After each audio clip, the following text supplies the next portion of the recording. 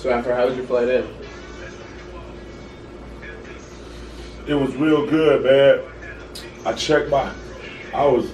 Today was first day of school for my little son. Oh, word. So I took him to school, and I didn't want to be late for my plane, but at the same time, you know, how many days is his first day? So it was one of them things. So I went. He was in good spirits. Good. The teachers know his mom, Right. like all of them, all over school. They all know that's Afroman's girl, and he got a bigger sister that goes to.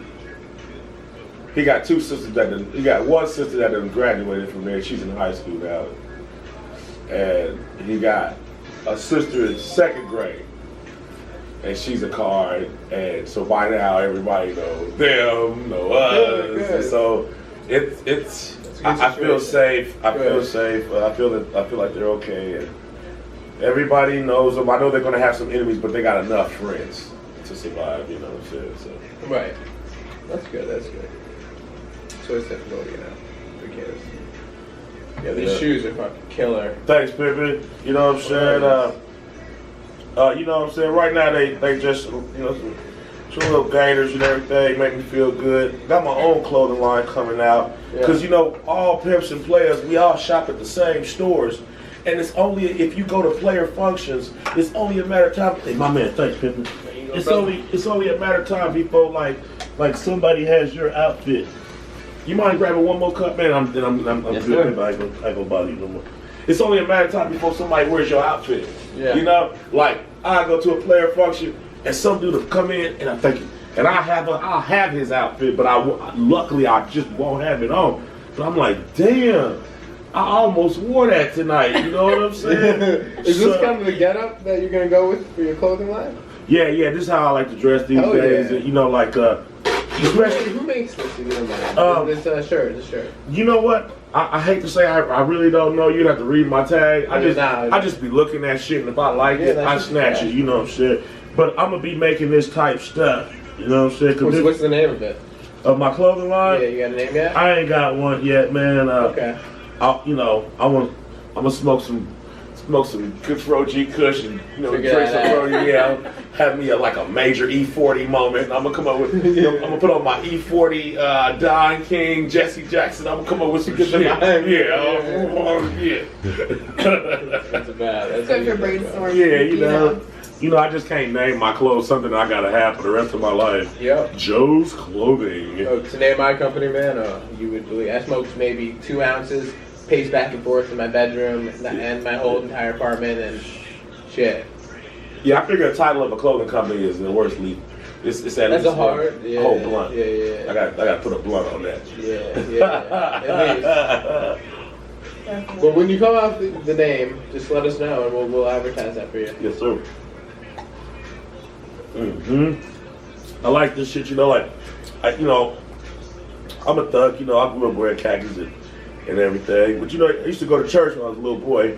Then start thugging, kind of like right before teenage years, and then teenage years.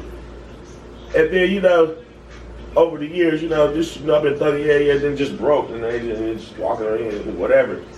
So now I had to start dressing out, and I just like the reaction I get from everybody, the police, waitresses. It's some grown man shit, man. You know what I'm saying? I never knew my attire could change my treatment. People talk that shit like, oh, you shouldn't judge me by what I wear, but people do it. And if you don't believe me, change your outfit and watch people just change, man. I've experienced it many times, dude. And it's like I don't want to dress like a thug no more. Like, and then when I dress like a thug, I'm anticipating thug treatment. Yeah.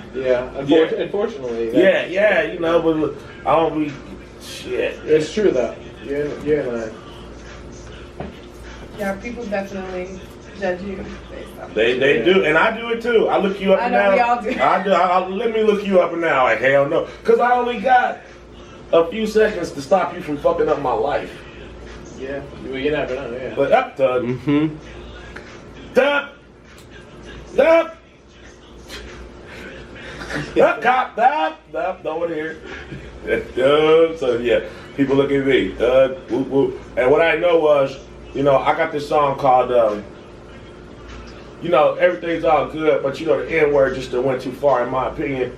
So I made this whole album. I made this whole album against it and everything. And what I had to stop and realize, like over the years, there's a group of black people that insist on being N-words.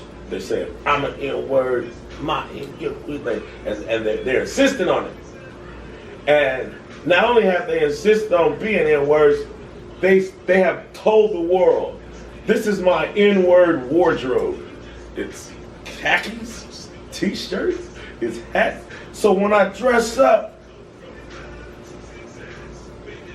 in the clothes the N-words have selected for themselves, I get N-word treatment, you know what I'm saying? Unfortunately, so yeah. And even, I don't like the low ride and pimp stuff, so like when I get ready to low ride, you know, I break out my khakis and my t-shirts and stuff, but I don't plan on going into restaurants. I'm gonna be three-wheeling on your ass and hopping on the freeway, so you call me what you want. I'm on some other shit then, but. So what do you think is the craziest thing you've done because you got high? Like, I know you got some crazy stories for us, like. I've done too many crazy things because I got high. The show's not long enough for me to mention all the crazy stuff that I did because you can't handle the truth. Let's see, craziest thing I did because I got high. Maybe something that just really stands out is like, okay, life-changing. Remember the first time you got high? Oh, the first time you got high. Because I had a crazy experience the first time I got high. Like really high. Here go one. I was working as a security guard. I was living in Compton. I was working as a security guard. And I was funny. I was crazy. Good timing. And I was a fool. And I thought I was funny, but I thought I was tough too. But I didn't realize that people thought I was funny more so than tough. But I was always trying to sell rap tapes. And gangsters, so dope, they always had money. Mm-hmm. So if you gonna sell rap tapes in Compton, you gotta sell to the gangsters. Yeah. So when you go up to a gangster to sell a rap tape, you're literally jeopardizing your life. Because he might be running from the cops or about to get into it with some more gangsters. You don't know what's going on in his life. And then you approach him. Then he don't know where you're from. He don't know if you're in a gang. He don't know if you're in a gang that he doesn't get along with. He don't know. So there's all some these politics things. to this. Yeah. There's, you know, it's selling a rap tape. You know, I am proud of myself. I couldn't get rich in Compton, but I sold tapes there for like a year, and I think I'm the smoothest hustler. You know, because you gotta try. Even if they don't buy the tape, you gotta walk away alive. Unjumped. Yeah, you That's know, a whole other aspect. You walking up to Suge Knights trying to sell tapes to him. Shit better be good, homie. Hey man, you some motherfuckers. So anyway, Pippin, over the months, I've won cats over to the point where I don't have to reconvince them I'm dope. So like, I was broke, so I was an opportunist smoker. Opportunist drinker. Right. Okay. What age was this? You said you were young. So like I was young. I was a late smoker because I used to play football. So like, in my teenage years, I was neutral grade, dog. Like I looked down on you if I saw you smoking. Really? Yeah. I was smoking, listening to you in high school playing football and listening to you smoking at the same time. Y'all must have had an easy coach. You couldn't play for my coach and be smoking. That shit was tough, man. No, we had a shitty team, man. I was doing all the kids every So then you I sit in the back of the football bus smoking the joint. Hey, but look, baby. Who else is gonna play? Man, I remember I walked by these gangsters. They knew me, and I never had enough money for nothing. I barely had enough. I look forward to the weekend so I could have enough money to get me like two Coke 45s for 99 cents. You know, So we always looked up to what we call ballers. They were gangsters. So these cats was ballers, and they used, not only did they have weed, they had Orange Chronic, Orange Chronic back then. They call it Orange Chronic. That's what the hood called it. So like, like probably in society, it'll just be premium weed. Good premium weed. You know what I'm saying? So, but they had it.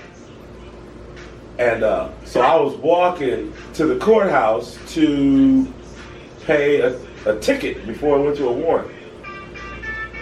And their hood, they got this hood that's right by the Compton courthouse. So I'm walking by, I'm about to get to the Compton courthouse, and I just see all these hands. I hear a bunch of whistling. I see all these hands in the air. Because, usually Compton fools don't really hang out till about like in the evening, like 4, 5, 6, 7. But it's like 1, 2, and these fools is out, bang. They out. So I hear the whistling, hands all go up in the air. So I go down there. I get to talking shit. I don't know, the acting dumb, making everybody laugh. And they let me hit this Orange Chronic. And then they gave me some. They're like, "You a homie, bro, cuz you a fool, man." They gave me some, and I'm just thinking I'm cool as fuck. I made these gangsters laugh their ass off, and they gave me some free dope. Yeah. I ain't got a record deal. I got some free dope. I'm on my way. Yeah, right. I'm walking down the street. I'm feeling myself. So I remember I was gonna go to work. I was gonna pay my ticket and I'm gonna go to work. So I put the weed inside of my sleeve. So I was walking, and as I walked, the high kicked in. Like I remember the scenery. I remember my eyelashes got heavy. The wind was blowing, felt nice. The sun wasn't out. It was one of those gray days, And I feel it. I'm like, yeah. The scenery's moving, but I don't feel my feet. And I'm like, yeah. I feel like when they slow down the coyote, like, and I'm like, so I go to the flipping courthouse. Right. They got a metal detector in the flipping courthouse. So I work at the airport. I got plastic buttons that look like metal buttons, and before I freak out, I might just walk through the fucking thing and pay my damn ticket and go on. So I walked through the shit. It rained.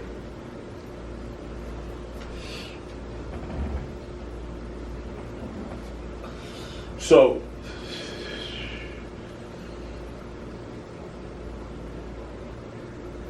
homeboy working the metal detector, he like, step back through it.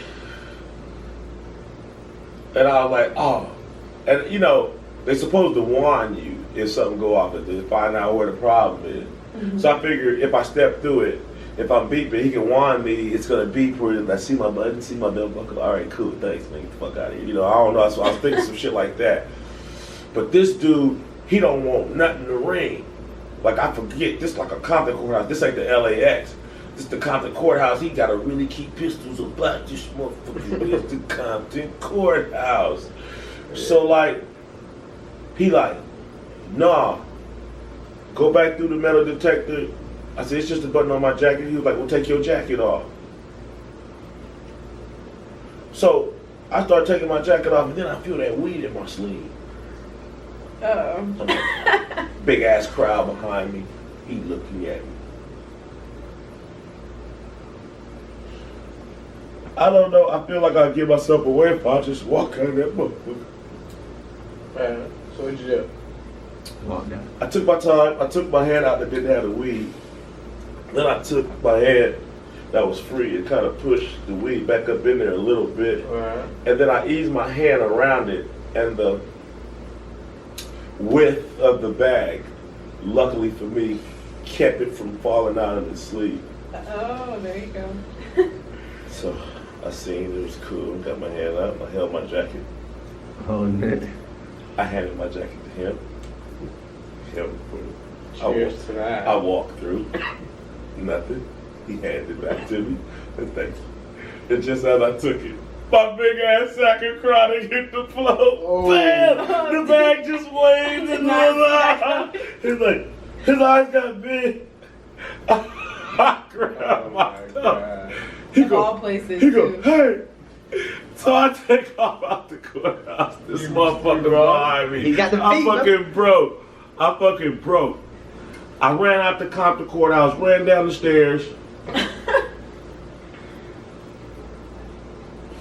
And I was high as shit, man. Like,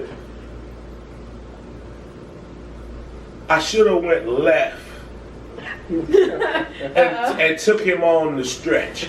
Because, you know, the Metro Rail runs by the side of the courthouse. And they sort of got like this fence. It's an iron fence that runs down the side. So you can't, that fence is in all of his help. All of his help got to get in line like a marathon. And I'm winning this race. You know what I'm saying? So I should have went to the left. But I ran down the stairs. And I went to the right. Now there's some kind of, I think there's some kind of Compton monument statue or something that says Compton or something right there. And the sidewalk, it wides off. So you can go this way and go to your left or right. Or you can go this way. So when I ran this way, all the cops had time to run down these stairs and then just football my ass like, like when I came around, they was just all waiting for me. Like, and I was winning. I had them, you know what I'm saying? So like, I kind of ran in a circle because I got hot. Yeah. Yeah, man.